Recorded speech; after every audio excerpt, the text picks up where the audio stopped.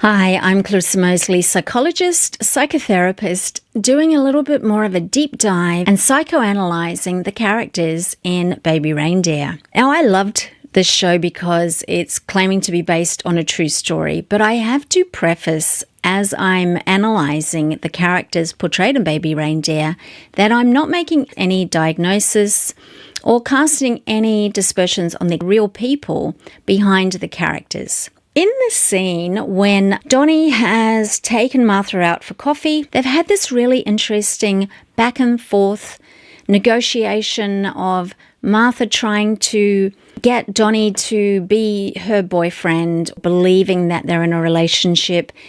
He's pushing back, but not very well. He kind of says, no, I'm serious about you. And she gets really excited. And then he's like, no, as a friend. And she's like, yes, of course, as a friend. But she's already believing that they are a thing. And he's trying to set a boundary, but he's really, really bad at it.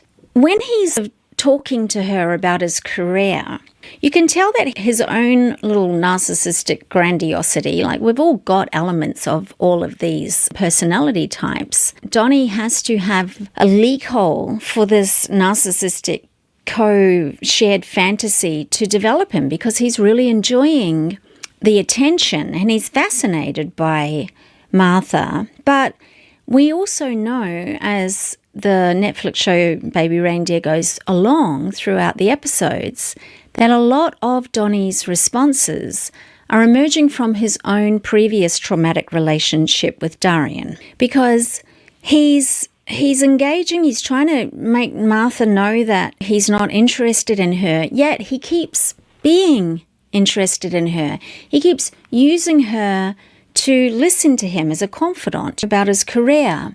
He can't say no, he can't set a firm boundary, so they're at this restaurant together, and she's sensed that he has this trauma. It's already being alluded to before it's even revealed in the later episodes that Donny has a deeply traumatic history that is actually facilitating this further trauma-bonded relationship between him and Martha.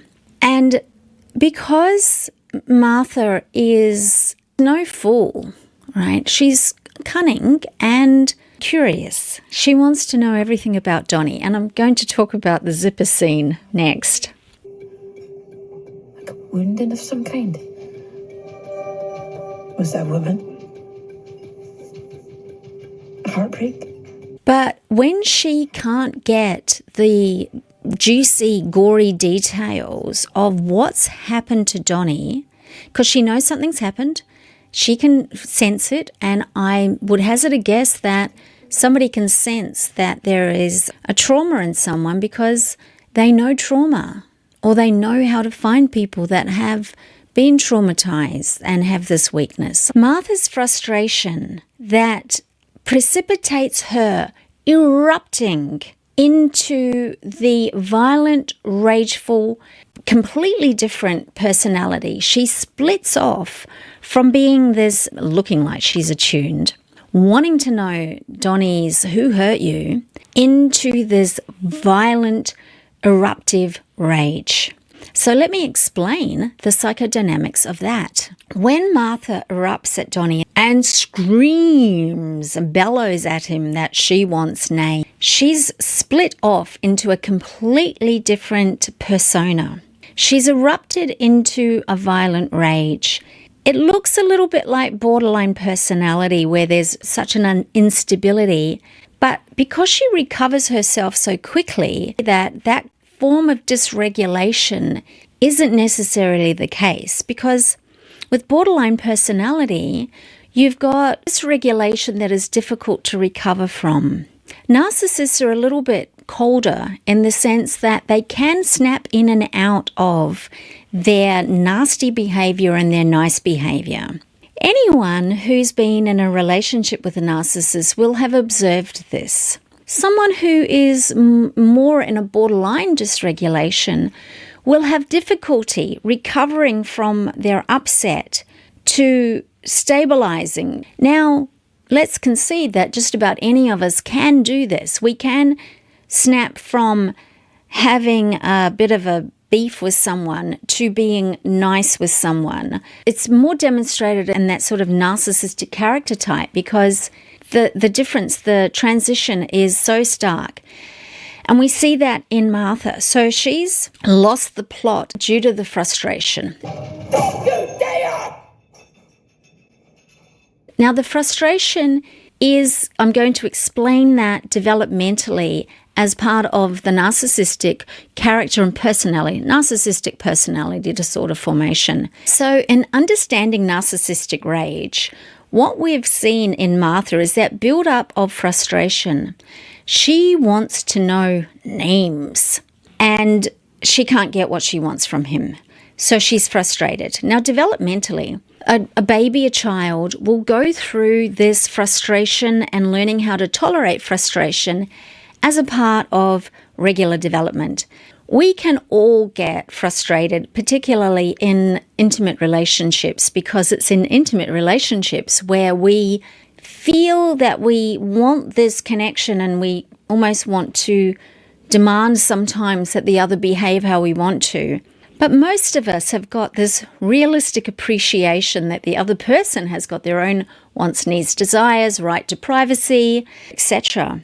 Because the character of Martha is highly out of touch with anything to do with Donny's actual real needs and desires, because the narcissistic character is unempathic. They don't have that ability to understand the other. It's all about them. The frustration, tolerance never develops. When a child is, growing into toddlerhood, they might have a whole heap of tantrums. 18-month-old might throw themselves on the ground and scream and stomp and thrash around because they can't get the yellow thing off the shelf. And mum won't let them because the yellow thing just happens to be a precious heirloom.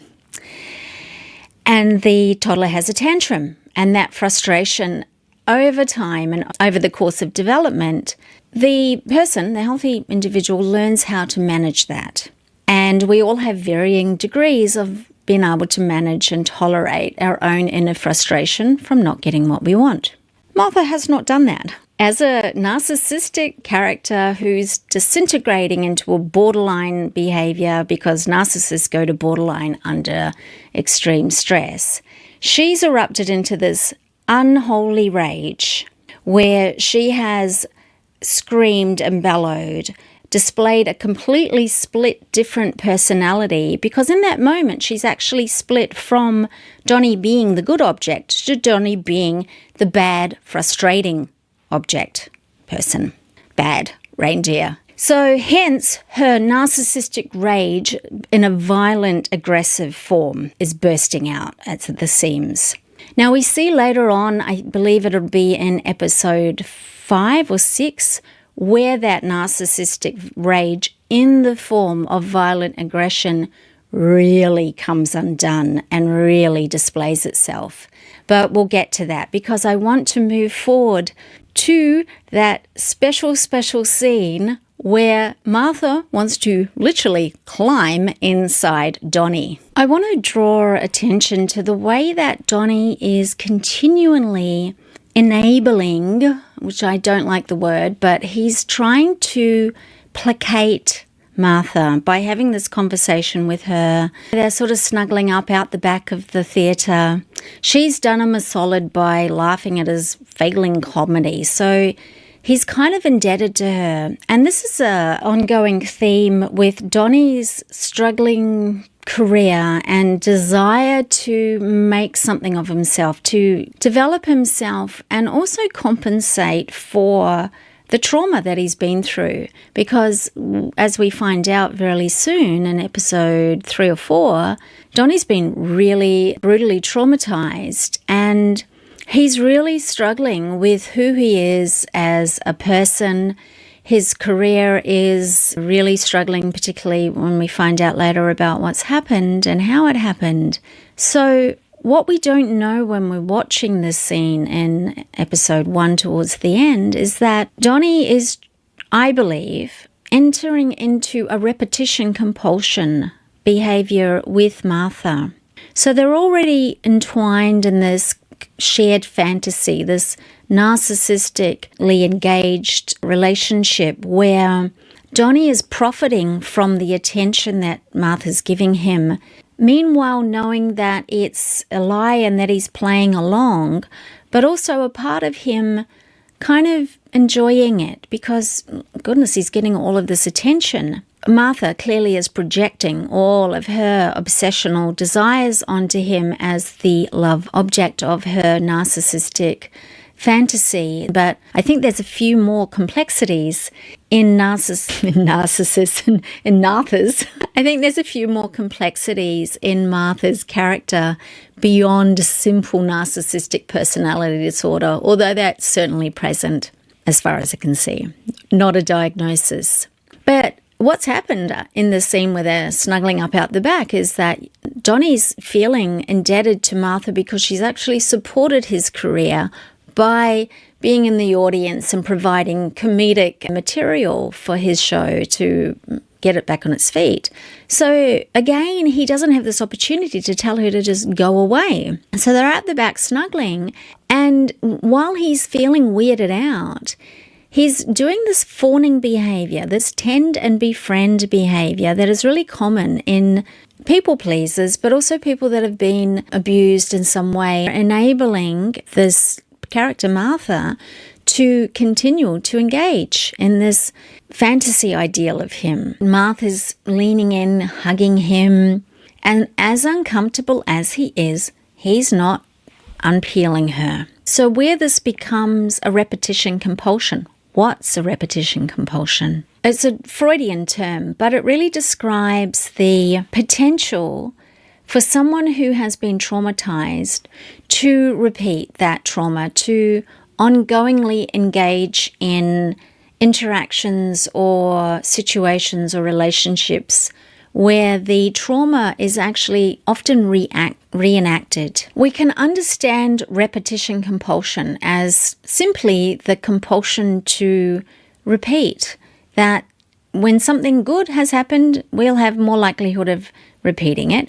But also when something really highly negative has happened, we have this weird compulsion. A compulsion is something that happens that's kind of a little bit out of our control. We don't consciously intend to engage in a compulsion. That's what makes it a compulsion. We also wouldn't consciously agree to re-engage in a traumatic bonding situation or engage in a relationship with someone who's clearly unhinged or dangerous or stalky or potentially some kind of perpetrator or someone who's not playing on the level playing field. But when there has been trauma in somebody's background, there is this known psychodynamic phenomenon whereby one tends to compulsively repeat. And it doesn't happen every day. A dynamic where, say, somebody has been sexually abused or even physically, or they're more likely to engage in a relationship or choose a partner that will also be an abuser.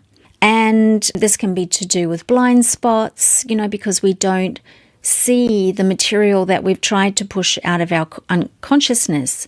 But there can also be an awareness of what's happened. And Donny is certainly aware of what's happened to him. And as we find out, he is, at least according to the recount in the Netflix show Baby Reindeer, he is aware that his trauma from his own abuse is underlying his ability to keep engaging in this relationship with Martha. Another way of looking at repetition compulsion, or the tendency to repeat in some form the similar dynamics or trauma dynamics that have happened to us in the past, is simply that when something has happened once, it's more likely to happen again. Now, to explain this dynamic where somebody who has been victimized in the past is a lot more likely to be victimized in the future. And it's not just that they have a blind spot around perpetrators. Even in this show, Donny has got his eyes are wide open that he has been victimized, he has been abused, and Martha is dangerous and not stable. And it's a similar relationship where Martha is treating Donny like this obsessional object, but at the same time, as we see moving down the episodes, it's a better deal than what Donny had than the one he has had actually in the past, because this is retrospective, with Darrien. So the relationship with Donny and Martha is really weird and unhinged. But you can see in this episode where Martha wants to unzip him, and he literally says, "You're crazy." You're utterly mad, aren't you? Martha wants to unzip Donny and climb inside of him.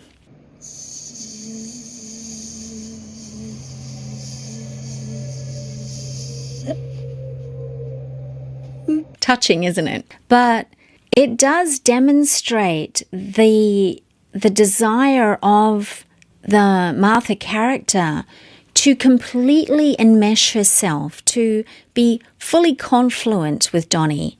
She wants to know everything about him. She wants to literally borrow him as a human and wear him. It's interesting because Martha wants to get inside her baby reindeer like she is the baby in him. I wish humans had a chin zip, and that would open all the way to their bellies. I just unzip them and tuck myself away. Right? She wants to unzip his belly and climb inside his belly.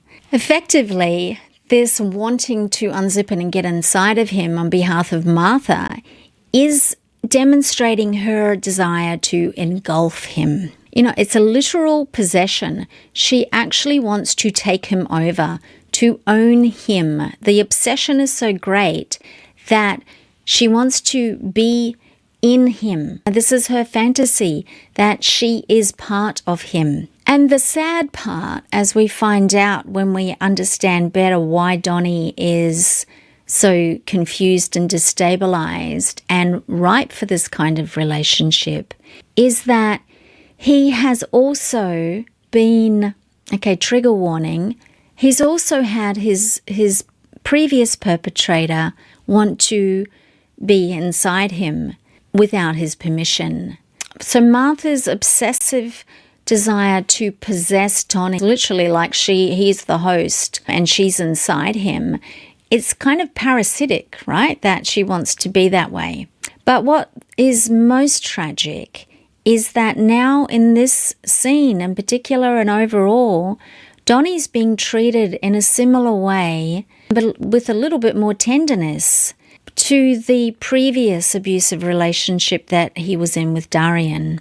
There is a parasitic element to both Martha and Darrien that is showing up here that we understand later on during the episode's unfolding as to how Donny becomes so or is so messed up, and how this sort of engulfing relationship between him and Martha is even possible. So in this kind of narcissistic, parasitic desire to engulf the object of desire, to possess them, to own them, it's a power relationship. It's a I-it relationship. The is is an object, really. Martha or Darrien did not see Donny as a person in their own right.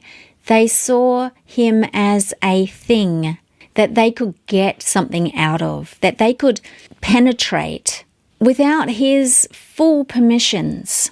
But the twist of all of this is also, and the repetition compulsion aspect of this shows up in that Donny is actually complicit to a degree. He is complicit in facilitating and entering into this shared fantasy with Martha as an object of desire.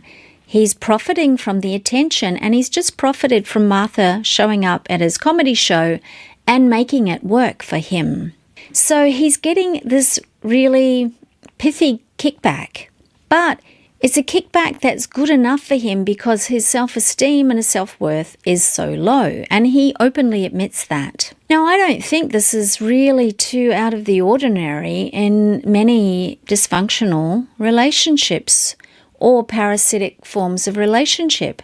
There are always degrees, and I'm not saying that the kind of relationship that happened between Martha and Donny, or God forbid Donny and Darrien, are normal, but they're not unusual. You know, they do happen. And this is one of the exquisite aspects of Baby Reindeer, because art meets life. And albeit this is claimed to be a true story, which is the draw of it, it's the main pull, is that this is real. And we know as we watch it that, yeah, it is. The level of authenticity, or should I say transparency, that Donny expresses throughout his narration and his reflection on everything that's happening, albeit maybe dramatized, and this is the issue that's in question at the moment, may be embellished. It doesn't matter. We kind of know that our own, unconscious is dark and murky. And we know that dark and murky things are happening all around us, everywhere. And we know that we spend a lot of time pretending that dark and murky things don't happen, aren't happening, and certainly don't happen to us. But this show, Baby Reindeer, has really shown, it's like cracked open the human psyche and said, look at how messy this is. Look at how jumbled the human consciousness is. Look at how distorted it can become. And in closing this particular episode 1, as we go forward, we'll also see that as much trauma and negativity as Donny experiences, there's also buffers. His girlfriend, the girlfriend's mum that he lives with even after they've split up, the trans woman that he has a relationship with, she's an amazing source of support for him. His mum and dad. So there's this balance of, this is life. There are shitty things that happen, and bad, horrible people. And then there are good people, genuine people, people with their heart open. And that's life. And that's what makes Baby Reindeer so good, so unique, and so enthralling. I hope you've enjoyed this. I do go on a little bit, but I'm really trying to help people learn from the characters aspects of human psychology and psychodynamics. So I'm going to allow you, if you like this, to hit the like, subscribe, because I'm going to be making more. There is more coming. I'm going to try and truncate some of them because I'm really focusing in on Donny and Martha. But of course, we have to talk about Darrien. And it's interesting, nobody really wants to talk about him because that is so dark and murky. But anyway, thank you for joining me, and I'll see you in the next video.